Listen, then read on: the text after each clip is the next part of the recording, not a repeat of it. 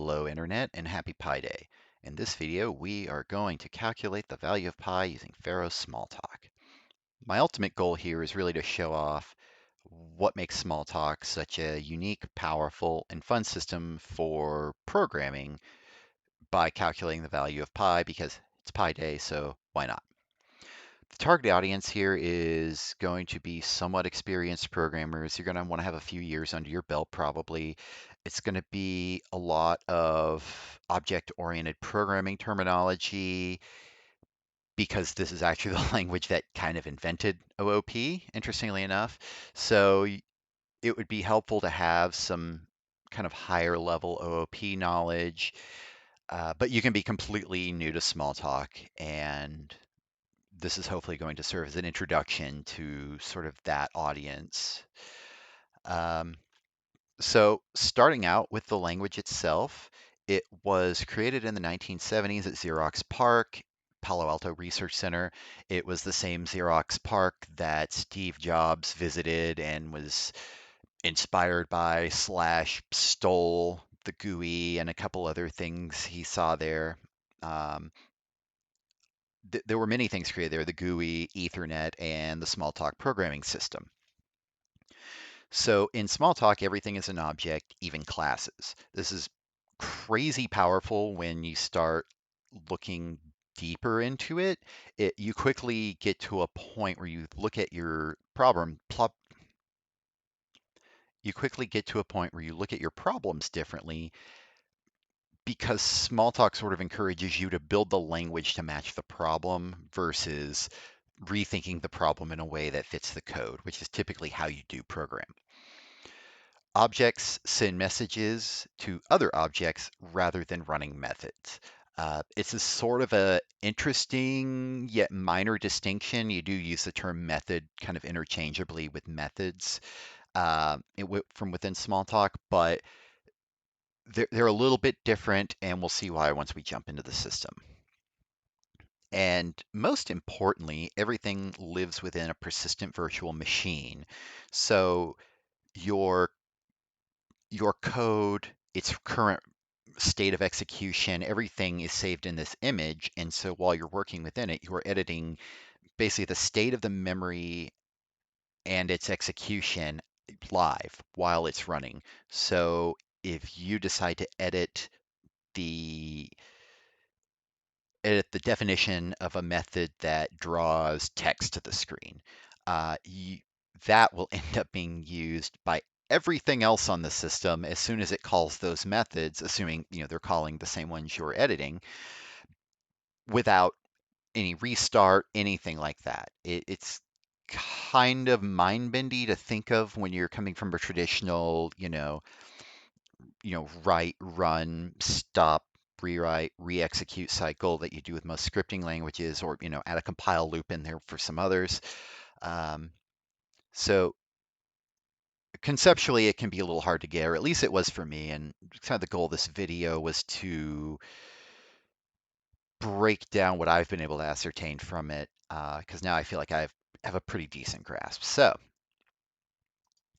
the syntax of the language is interesting, but that's not really where the power lies. If you've looked at any code before, you can make sense of a lot of this.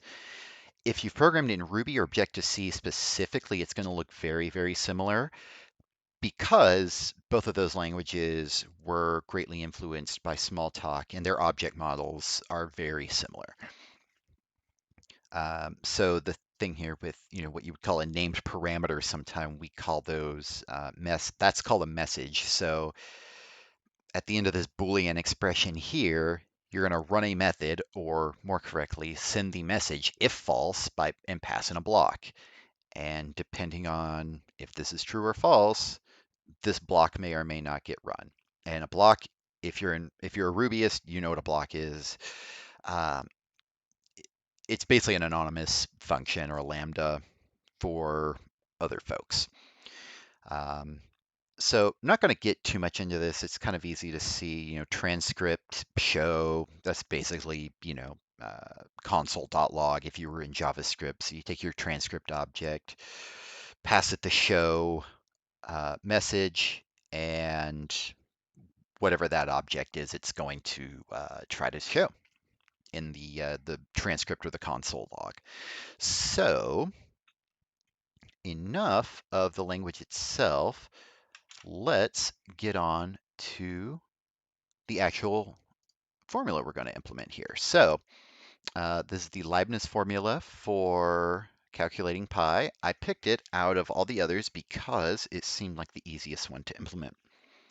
You start with 1, you subtract a third, you add a fifth, and so on and so forth. The pattern quickly emerges. You start with 1, and then for each operation, you alternate addition, subtraction, and then you also add 2 to the denominator, assuming you start with 3. That should be pretty clear, but the details will become a little more clear once we actually get into the code, which we're going to do now.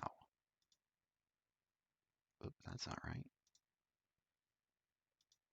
There we go. Got it in full screen here. So we are going to open up a system browser, which is a list of every single class that exists in your system in this virtual machine, which is running right now.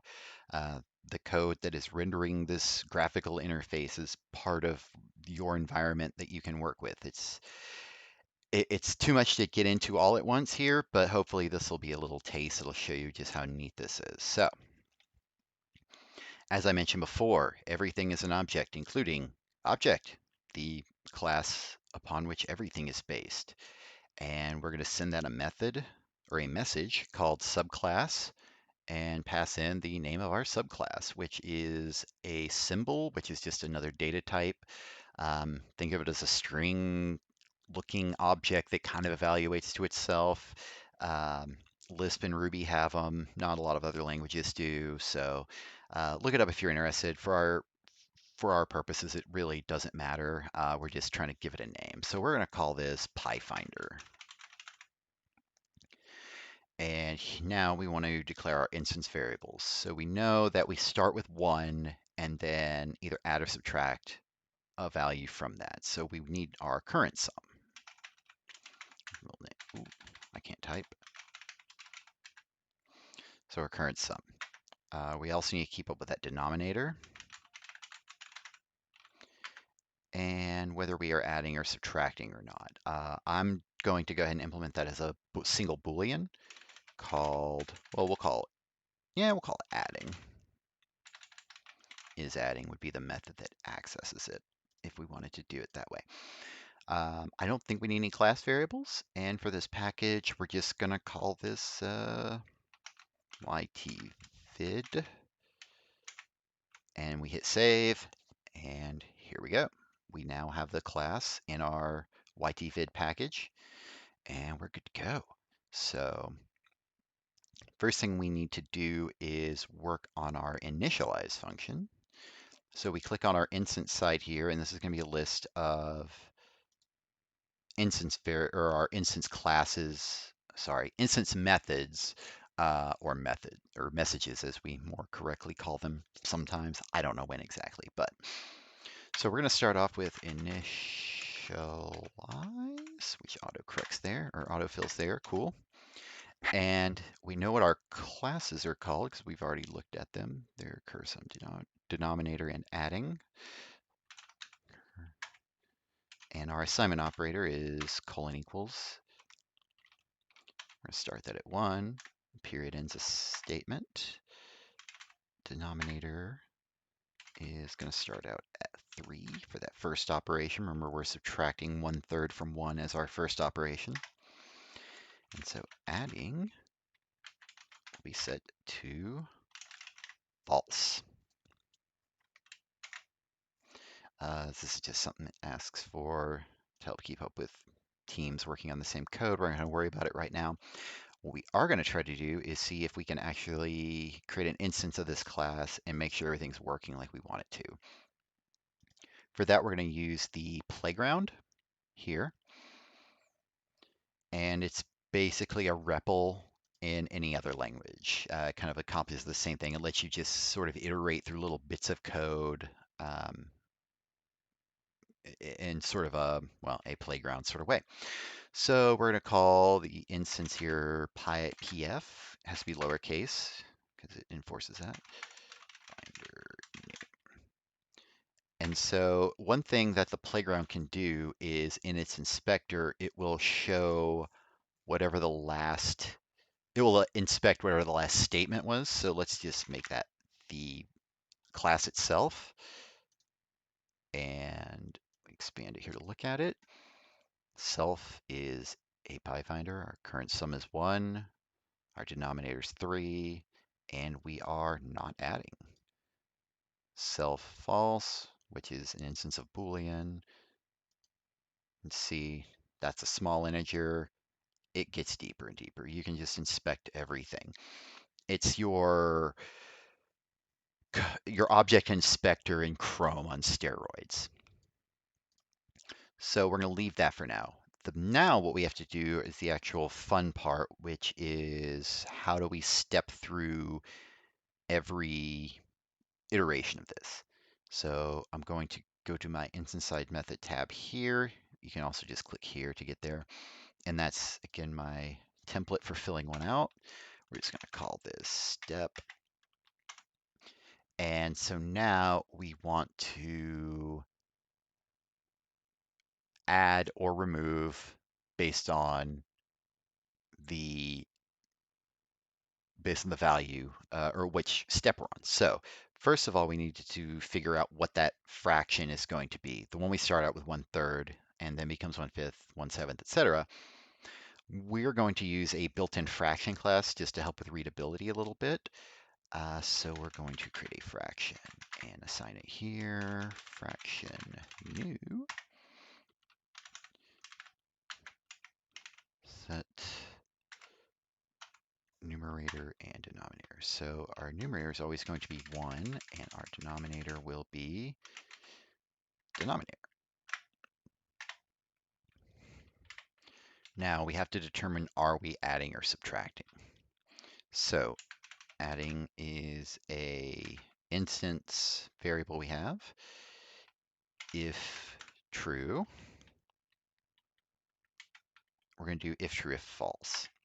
So here we can do our sum. And if you're following along at home, I am doing this kind of not correct on purpose. If you know Pharo very well, this is to illustrate a point. I mean, this code is correct, don't get me wrong, but so plus,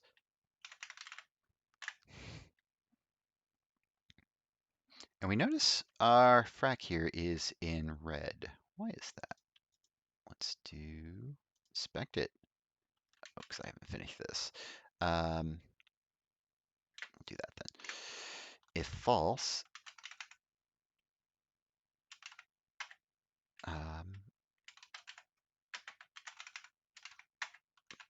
minus, and that'll be the end of that statement. So again, I want to try to inspect that. Oh, so remember what I said earlier about how you have to create your variables here. Now I tried to run it without declaring it. It lets me declare a new temporary variable, which means a method scoped variable, not an actual instance variable. So do that. Whoa, what happened here? All right, I think I hit a bug in Pharo, so we're not gonna worry about that. Or maybe I did something wrong, but again, it's gonna ask us to save here. Okay, so now it highlighted our code. Now this will work. Move variable assignment outside. So if I click here, oh, I think I can click here. Changes, okay. And let it do it for me. Now it actually rewrote that expression to make it a lot cleaner, which the first time when I did this off camera to write it, I wrote the first way the first time.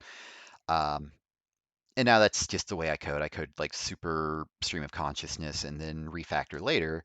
But it was kind of cool that it understood the expression well enough to do this for me. Kind of neat. I don't know. So now we have that, and now we also need to switch what our adding variable is, which we can actually do by assigning it to adding not, which just negates it. I guess because I never actually put my full name, it keeps asking me, so there we go.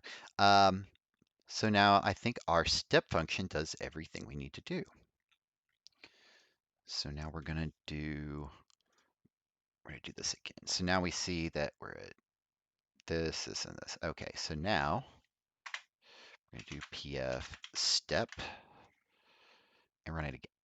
So now my current sum is 2/3, as we expect. 1 minus 1/3.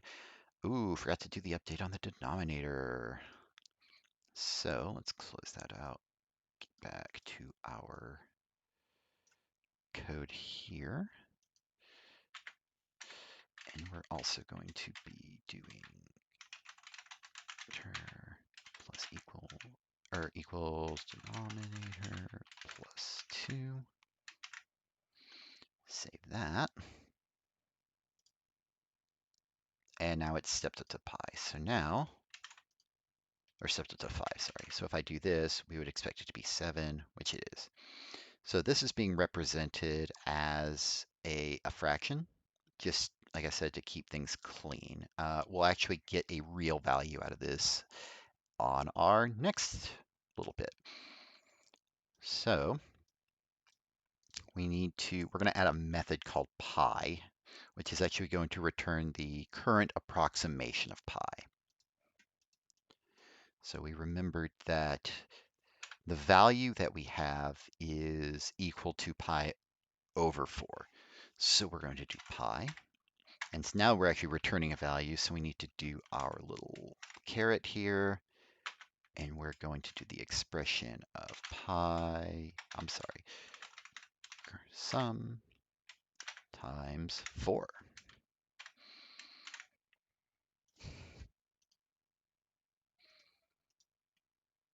And now let's see what we get.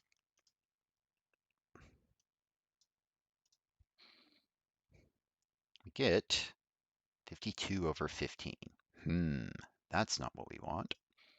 So what we're going to also do is pass in as float to this fraction object. And then 3.4. Okay, that's getting somewhere. So of course I could paste in step a million times, but we have the power of objects. So let's do 5 times repeat pf step. Actually, I don't think I need to put the period there. We'll run all this again. Ooh.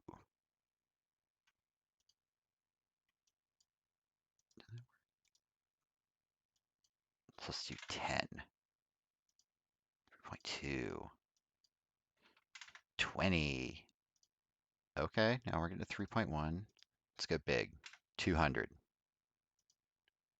3.14. Okay, so we're at least at the, let's see if we can get how far we have to get to 1. Let's see, maybe 800? Ooh, close, close. Let's do 2,000. Let's see how that gets us. 3.14. Oh, we're close. Maybe another 500. Okay, so it should be 3.1415. Yeah, so we're not too far off. For most calculations, you'll get a pretty good calculation there. So just to step through how we did this in Smalltalk, we made this neat little class called PyFinder. When we create it, we set these up. Every time we step, we do the math. And then we finally get our pi representation. We just multiply this fraction times 4 and get the float value of it. And all this was editing live. You saw I was able to edit things here. Actually, now that you mention it, now that I mention it, let's do this. So we're going to do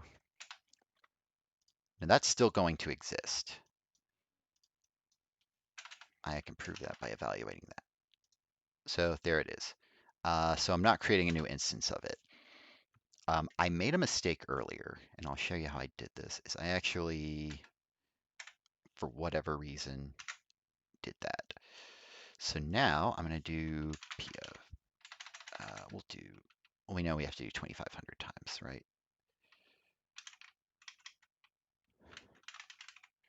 Times repeat, PF step, and then PF. We'll see what we get for pi there. And of course, that is not even the correct value. So here's the neat thing. So I created the instance and, whatever. Oh, actually, that is going to be rough because I didn't reset that. Okay, so that's a bad example. But actually, I can do PF. I can just run the initialize function that I wrote, which is going to set all those values back. Now, mind you, I have not stopped execution. That's the same instance I've been working with. I just made a change here. So I'm going to set this back to multiplication. And then we're going to do that same bit of code here. And now we're back. We edited the live method on a live object and got the correct thing. So that's pretty cool. I hope that this was at all interesting and or useful. Happy Pi Day, everyone. And if you are curious about Smalltalk or Pharo or anything else, links will be down below. And have a good one.